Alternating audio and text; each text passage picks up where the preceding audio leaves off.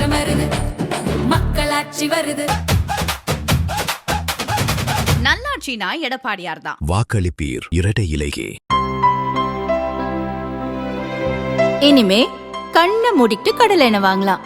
ஏன்னா மந்த்ரா கடலை எண்ணெய் இதயத்தின் தயாரிப்பு. வறுக்க பொரிக்க ஏன் எல்லா சமையலுக்கும் மந்த்ரா தான். மந்த்ரா கடலை எண்ணெய், அபார ருசி, ஆரோக்கியமான உடல் நலம்.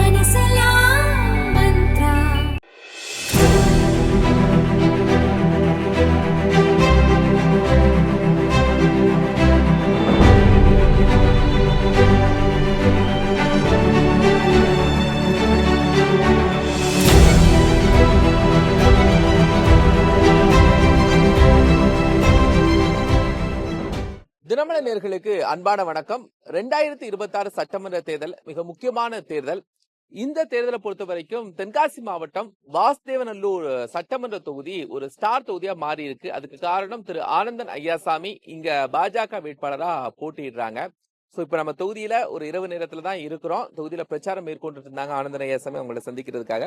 சார் வணக்கம். முதல்ல நம்ம இது எந்த இடம் சார் வாசுதேவநல்லூர்ல? வணக்கம் சார், ரொம்ப சந்தோஷம். இது கரிவலம் பக்கத்துல ஒப்பனையாள்புரம். சின்ன ஒப்பனையாள்புரம். பிரச்சாரம் எல்லாம் எப்படி போயிட்டு இருக்கு சார்? சூப்பரா போய்கிட்டு இருக்கு, பாக்குறீங்கல்ல.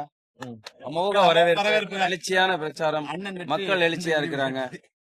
காரணம், கடந்த 5 வருஷத்துல எந்த கிராமத்திலும் எந்த அடிப்படை தேவையும் பூர்த்தி செய்யப்படல.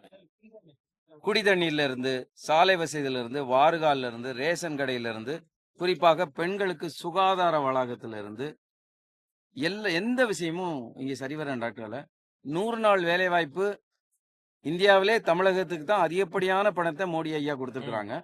அப்படி இருந்தும் இங்க நிறைய கிராமங்கள்ல 10 நாள் கூட கொடுக்கல. இந்த ஊர்ல எல்லாம் 1 நாள் கூட 100 நாள் வேலை வாய்ப்பு வரல. அப்படி ஒரு சிச்சுவேஷன்ல தான் இங்க இருந்துகிட்டு இருக்கு. அதனால மக்கள் இந்த அரசை தூக்கி எறியணும் அப்படிங்கிறதுல ரொம்ப மும்முரமாகவே இருக்கிறாங்க. அதனால எழுச்சியான பிரச்சாரம், திமுக தோற்கடிக்கப்பட வேண்டும் அப்படின்னு மக்கள் விரும்புறாங்க. வாசுதேவநல்லூர் தொகுதியில பிரதான தலையாய பிரச்சனைகளா என்னெல்லாம் சார்? வாசுதேவநல்லூர்ல பாத்தீங்கன்னா 95% மக்கள் விவசாயத்தை சார்ந்தவங்க. இங்க பெருசா இருந்த இந்த மாவட்டத்துக்கே இருந்த ஒரே ஃபேக்டரி அப்படின்னு பார்த்தா தரணி சுகர்ஸ் தான். அந்த தரணி சுகர்ஸ் மூலமா கிட்டத்தட்ட ஒரு 5000 பேர் நேரடியாகவும் மறைமுகமாகவும் வேலை வாய்ப்பு இருந்துச்சு. அதை மூடி கிட்டத்தட்ட 8 வருஷத்துக்கு மேலாச்சு. ஸோ அது போயிருச்சு. அதை சார்ந்து கரும்பு விவசாயம் இருந்துச்சு. இப்போ அந்த கரும்பு விவசாயம் இல்லை, ஏன்னா இங்கே இது இல்லைங்கிறதுனால. இந்த விவசாயம் சார்ந்த பூமி விவசாயத்துல இருந்து வருமானம் தான். விவசாயத்துக்கு இங்க தண்ணி, செண்பகவல்லி அப்படிங்கிற கனால், அது அந்த கால்வாய் செண்பகவல்லி கனால் அது 1960களில் உடைஞ்சது. 84 புரட்சித் தலைவர் எம்ஜிஆர் அவர்களால் அது சீரமைக்கிறதுக்காக பணம் கேரளாவுக்கு அனுப்பப்பட்டது. 2006 வரைக்கும் கேஸ் நடந்து 2006 சென்னை உயர்நீதிமன்றம் அதை தீர்த்து வைக்கணும்னு சொன்னப்போ கேரளா அரசு 1915 இந்த மாதிரி ஒரு ஸ்ட்ரக்சர் இல்லைன்னு சொல்லி அதை மறுத்து இன்னைக்கு வரைக்கும் ஓடிக்கிட்டு இருக்கு. காவிரி அட்மினிஸ்ட்ரேட்டிவ் ட்ரிபியூனல்ல இருக்கு. இந்த அட்மினிஸ்ட்ரேட்டிவ் ட்ரிபியூனல்ல இருக்குன்னா இந்த கேரளா முதல்வர், கம்யூனிஸ்ட் முதல்வர் பினராயி விஜயனும் சரி, நம்ம தமிழக முதல்வர் திரு ஸ்டாலின் அவர்களும் சரி, பல முறை இவர் அங்கே திருவனந்தபுரம் போயிருக்காரு, அவர் இங்கே சென்னைக்கு வந்திருக்கிறாரு. எல்லா முறையும் இவங்க டீ குடிச்சு மிக்சர் சாப்பிட்டாங்களே ஒழிய இந்த செண்பகவல்லி அணை பிரச்சனையை பற்றி 2 பேரும் பேசவே இல்லை. ஸோ இது ஏன் முக்கியம்னா, இங்கே இருக்கிற இந்த தென்காசி மாவட்டத்துக்கு மட்டுமல்ல, விருதுநகர் மாவட்டம், அங்கே வெம்பக்கோட்டை, சாத்தூர் வழியாக அதுக்கும், அது வழியாக விளாத்திக்குளம், தூத்துக்குடி வரைக்கும் 3 மாவட்டங்களுக்கான நீராதாரம் இந்த செண்பகவல்லி கால்வாய். அதுல இன்னைக்கு சீரமைக்கப்படாம இங்க விவசாயம் உற்பத்தி குறைஞ்சிருக்கு. நீங்க தமிழ்நாட்டுல பாத்தீங்கன்னா 38 மாவட்டத்துல வருவாயில பின்தங்கி இருக்கிற கடைசி மாவட்டம் அப்படின்னு சொன்னா தென்காசி மாவட்டம் தான். அதனால இந்த மக்கள் வருமானம் இல்லாம ஏழ்மையில இருக்கிறாங்க. அதான் இங்க இன்றைய சூழ்நிலை. ஒரு ஸ்மார்ட் தென்காசி அப்படிங்கிறத ஸ்டார்ட் பண்ணீங்க இல்லையா? இப்ப எப்படி இருக்கு ஸ்டார்ட் அப் தென்காசி? இந்த விவசாயம் சார்ந்த பூமியில நவீன தொழில்நுட்பங்களை கொண்டு அது சார்ந்த வேலைகளை கொண்டு வரணும் அப்படிங்கிறதுக்காக தான் Tenkasi as Estonia of India by 2032 அப்படின்னு ஒரு கோலை டிஃபைன் பண்ணி ஸ்டார்ட் அப் தென்காசி அப்படிங்கிற ஒரு இனிஷியேட்டிவ் எடுத்து வாழை தொழில் மையம், ஸ்டார்ட் அப் இன்குபேட்டர் ஆரம்பிச்சு அதுல இன்னைக்கு 8 கம்பெனி உருவாக்கியிருக்கோம். அந்த கம்பெனியில மட்டும் கடந்த வருஷம் மட்டும் 150 என்ஜினியர்ஸ்க்கு வேலை வாய்ப்பு கொடுத்துருக்கிறோம். இந்த தென்காசி மாவட்டத்தில் மட்டும் பார்த்தீங்கன்னா 3 லட்சம் பீடி சுத்தும் தொழிலாளிகள் பெண்கள் இருக்கிறாங்க. 15 லட்சம் மக்கள் இருக்கிற தென்காசி மாவட்டத்தில் 3 லட்சம் பெண்கள் பீடி சுத்துறாங்க. கிட்டத்தட்ட ஒரு 8000 பேர் தான் அரசு வேலையில் இருக்கிறாங்க. இந்த பீடி சுத்தும் பெண்களுக்கு மாற்று வேலை உருவாக்கணும் அப்படிங்கிறதுக்கும் நம்ம தொடர்ந்து முயற்சிகள் எடுத்திருக்கோம். கொற்றவைங்கிற ஒரு அமைப்பு எடுத்து அது மூலமாக 150 பேருக்கு வேலை கொடுத்துருக்குறோம். இந்த மாணவர்கள் 50,000க்கும் மேற்பட்ட மாணவர்களுக்கு அவங்களுக்கு படிக்கிறதுக்கும் போட்டித் தேர்வுகளுக்கும் புக்ஸ் சப்ளை பண்ணியிருக்கிறோம். அதை தாண்டி இன்னைக்கு ஒரு விஷயம் எடுத்துக்கிட்டிங்கன்னா, இங்கே ஒரு 3 இன்ஜினியரிங் காலேஜ் இருக்குது இந்த மாவட்டத்தில். இங்கே வந்து 1.5 லட்சம் இளைஞர்கள், பட்டதாரி இளைஞர்கள் பதிஞ்சு வேலை இல்லாமல் இருக்கிறாங்க. இப்போ அவங்களுக்கு வேலை வேணும் அப்படின்னா இன்னைக்கு எமர்ஜிங் டெக்னாலஜி ஆர்டிஃபிஷியல் இன்டெலிஜென்ஸில் இவங்களுக்கு வேலை கொடுக்க முடியுமா அப்படிங்கிறதுக்கு உதாரணத்துக்கு artificial intelligence associated robotic process automation அப்படின்னு இருக்கு. அதில் மட்டும் இந்தியாவில் இன்னைக்கு 3 லட்சம் வேலைகள் இருக்கு. ஆனால் தமிழ்நாட்டில இருந்து ஒவ்வொரு வருஷமும் 3.5 லட்சம் என்ஜினியர்ஸ் வெளியில வந்தாலும் இந்த 3 லட்சம் வேலைக்கு ஃபில் பண்றதுக்கு ஆள் இல்லை. வெறும் 40,000 பேர் தான் கிடைக்கிறாங்க போல. ஸோ அதனால இங்கே இந்த மாவட்டத்தில் இருக்க இளைஞர்களுக்கு குறிப்பாக இன்ஜினியர்ஸ் அண்ட் எந்த இது படிச்சுட்டு வந்தாலும் அவங்களுக்கு இந்த exposure to software development AI அதெல்லாம் தொடர்ந்து சொல்லி கொடுத்துக்கிட்டு இருக்கோம். இங்கே நம்மளோட வாழை இன்குபேட்டரில் டெக் கூடாரம் அப்படின்னு வச்சிருக்கோம். இப்போ யூஎஸ்ல பார்த்தீங்கன்னா ஸ்டார்ட் அப் வீக்கெண்ட் அப்படின்னு ஒன்று இருக்கும். இங்கே டெக் கூடாரம் நடத்திக்கிட்டு இருக்கோம். ஒவ்வொரு 2 வாரத்துக்கு ஒரு தடவை ஒரு 100 இன்ஜினியர்ஸ் அசம்பிள் ஆகுறாங்க. இங்கே இருக்கிற சோசியல் ப்ராப்ளம், இங்கே இருக்கிற பிசினஸ் ஆப்பர்ச்சுனிட்டி டிஸ்கஸ் பண்ணி அது புது தொழில் என்ன ஆரம்பிக்கலாம் அப்படின்னு இது பண்ணிக்கிட்டு இருக்கோம். அந்த இனிஷியேட்டிவ்ஸ் போகிறதுனால புது வேலை வாய்ப்புகள் உருவாகுது. அதை சார்ந்து விவசாயம் சார்ந்து தொழில்கள் வளர்க்குறது. உதாரணத்துக்கு இந்தியாவிலேயே சிட்ரஸ் கான்டென்ட் அதிகம் இருக்கிற லெமன் அப்படின்னு பார்த்தீங்கன்னா புளியங்குடி எலுமிச்சை தான். இந்த புளியங்குடி எலுமிச்சை அதோட உலகம் முழுக்க அது தெரியணும் அப்படிங்கிறதுக்காக அதுக்கு ஜிஐ டேக் வாங்கி கொடுத்துருக்கோம். போன வருஷம் இந்த டைம்ல மார்ச்ல இந்த மாதிரி வாங்கி கொடுத்துருக்கோம். அந்த ஜிஐ டேக் வாங்கின பிறகு இன்னைக்கு புளியங்குடி எலுமிச்சை மலேசியாவுக்கு போயிருக்கு, லண்டனுக்கு போயிருக்கு, ஆஸ்திரேலியாவுக்கு போயிருக்கு. அது போறதுனால இந்த எலுமிச்சையோட பிரைஸ் ஃபிளக்சுவேஷன், எலுமிச்சை பார்த்தீங்கன்னா எலுமிச்சை சந்தையில் நாள் வந்து 50 ரூபாய்க்கு விற்கிற எலுமிச்சை மறுநாள் வந்து 17 ரூபாய்க்கு விற்கிற விஷயம்லாம் இருக்கு. ஸோ இதை நம்ம வெளிநாட்டுக்கு கொண்டு போனோம்னா அதோட பிரைஸ் ஸ்டெபிலிட்டி கொண்டு வர முடியும் அப்படிங்கிறது முயற்சி எடுக்கிறோம். கோல்ட் ஸ்டோரேஜ் அப்படிங்கிறது வந்து பல காலமாக இவங்க வாக்குறுதி கொடுத்துக்கிட்டு இருக்கு. இது வரைக்கும் ஒரு திரும்பியும் இந்த திமுக அரசு கிள்ளி போடலை. ஸோ நம்ம கோல்ட் ஸ்டோரேஜை தாண்டி இங்கே லெமன் வேல்யூ ஆடட் இண்டஸ்ட்ரீஸ் இங்கே கொண்டு வரணும் அப்படிங்கிறத பார்த்துக்கோங்க. உதாரணத்துக்கு citrus acid extraction, vitamin C manufacturing இதெல்லாம் கொண்டு வரணும் அப்படின்னு பார்த்துக்கிட்டு இருக்கோம். ஸோ டெக்னாலஜி ஓரியன்ட் இண்டஸ்ட்ரீஸ் இங்கே வரணும். அது மூலமாக இங்கே இருக்கிற இளைஞர்களுக்கெல்லாம் வேலை வாய்ப்பு கிடைக்கணும். அது மூலமாக நம்ம இங்கே இருக்கிற இயற்கையை அப்படியே பாதுகாக்கணும். மீன்வைல் இங்கே இருக்கிற விவசாயி சங்கம், இப்போ கரிவலத்தில் நின்றுக்கிட்டு இருக்கேன், கரிவலம் விவசாயிகள் சங்கம், தென்கொலை விவசாயிகள் சங்கம், வாசுதேவநல்லூர் விவசாயிகள் சங்கத்தோடு சேர்ந்து இந்த செண்பகவலை அணையை சீரமைக்கிறதுக்காக பல முயற்சிகளை எடுத்துக்கிட்டு இருக்கோம். அவங்களோட போராட்டத்தில் எல்லாம் கடந்திருக்கோம்.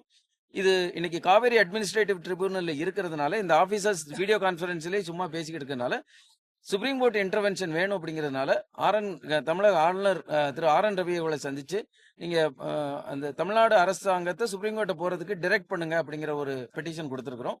சட்ட அமைச்சர் திரு அர்ஜுன் ராம் மேக்வால் இங்க போன மாசம் புளியங்குடி வந்தப்போ எல்லா விவசாயிகளையும் அழைச்சிட்டு போய் அவங்க கிட்ட ஒரு ரெப்ரசன்டேஷன் கொடுத்துருக்கோம். இந்த செண்பகவல்லி அணையை வந்து சீரமைக்கணும் அப்படி. ஏன்னா அது சென்ட்ரல் கவர்மெண்ட் இன்டர்வென்ஷன்ல தான் இதை பண்ண முடியும். அதுக்கான முயற்சி நடந்துகிட்டு இருக்கு. ஸோ இவ்வளவு வேலைகள் இங்க நடந்துகிட்டு இருக்கு.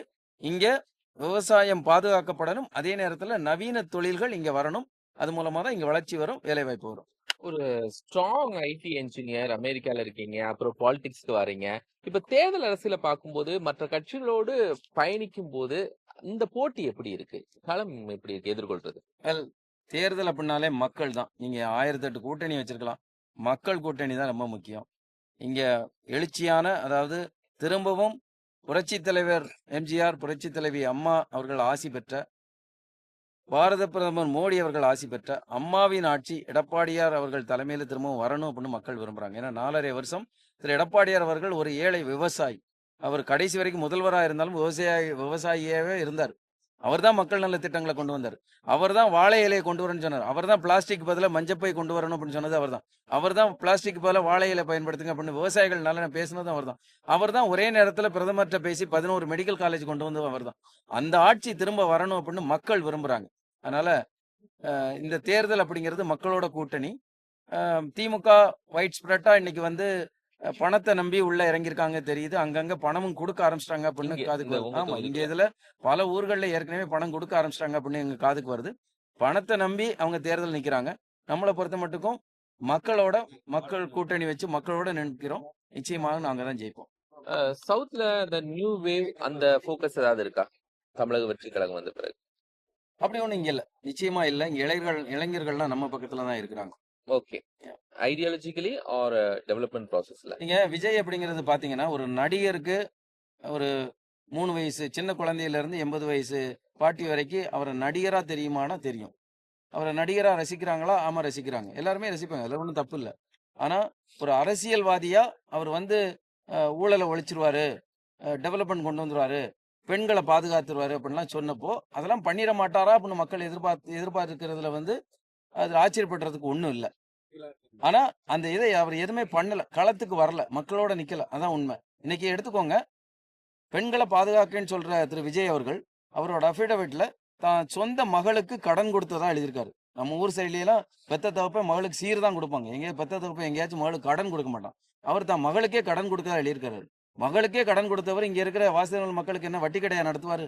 அதனால இங்க இருக்கிற இளைஞர்கள் தெளிவா இருக்காங்க. அவங்க யாரும் அந்த சைடுல போற மாதிரி எனக்கு தெரியல. ரொம்ப நன்றி சார். வேற ஏதாவது உங்க தொகுதி மக்களுக்கு என்ன செய்ய போறீங்க அப்படின்னு ப்ராமிஸ் ஏதாவது பண்றீங்களா? முக்கியமா இங்க விஷயம் வந்து நான் சொன்ன மாதிரி இந்த அடிப்படை தேவைகள் பூர்த்தி செய்யப்படணும். நான் சொன்ன சாலை வசதியில இருந்து, தண்ணியில இருந்து, இப்ப இந்த ஊர்ல பாத்தீங்கன்னா இந்த ஊருக்கு மயானக்கரை இன்னொரு ஊரை தாண்டி போகணும். அங்கேயுமே இப்போ விட மாட்டேங்காங்க. அந்த ஒரு பிரச்சனை. சில இடங்கள்ல மயானக்கரைக்கு பாதை கிடையாது, தண்ணி வசதி கிடையாது, குடி தண்ணீர் கிடையாது. ஆல்மோஸ்ட் எல்லா கிராமங்களுக்கும் குடி தண்ணீர் கிடையாது. இதை நிவர்த்தி பண்ணணும். அடிப்படை தேவைகள் நிவர்த்தி பண்ணணும். ரெண்டாவது முக்கியமான விஷயம் வந்து பாதுகாப்பு, பெண்களோட பாதுகாப்பு. அவங்க சுதந்திரமா எல்லா இடத்துக்கும் போயிட்டு வரணும். நம்ம ஆட்சி வரும்போது இங்க இருக்கிற கவர்மெண்ட் மெஷினரிஸ், அது போலீஸோ கலெக்டர் ஆஃபீஸோ, அவங்களோட சரியாக அவங்கள நிர்வகிச்சு இங்க அனைவரும் பாதுகாப்பா போயிட்டு வரணும். அது மூணாவது வேலை வாய்ப்பு. இந்த 3 தான் நம்மளோட ஃபோக்கஸா இருக்கும். நன்றி நன்றி sir. Thank you very much. Thank you thank you.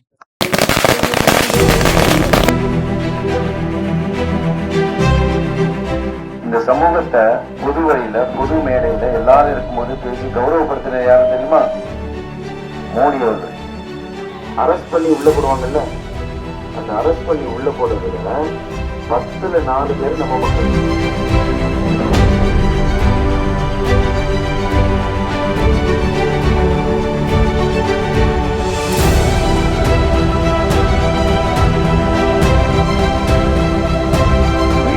அந்த ஏரியாவில் டாய்லெட் இல்லை, காட்டுக்குள்ள போயிருக்கு, இயற்கை வரும், அங்க ஒருத்தன் வந்து சீரழிச்சிருக்கான். அவன் என்ன முதல் தடவை பண்ணானா,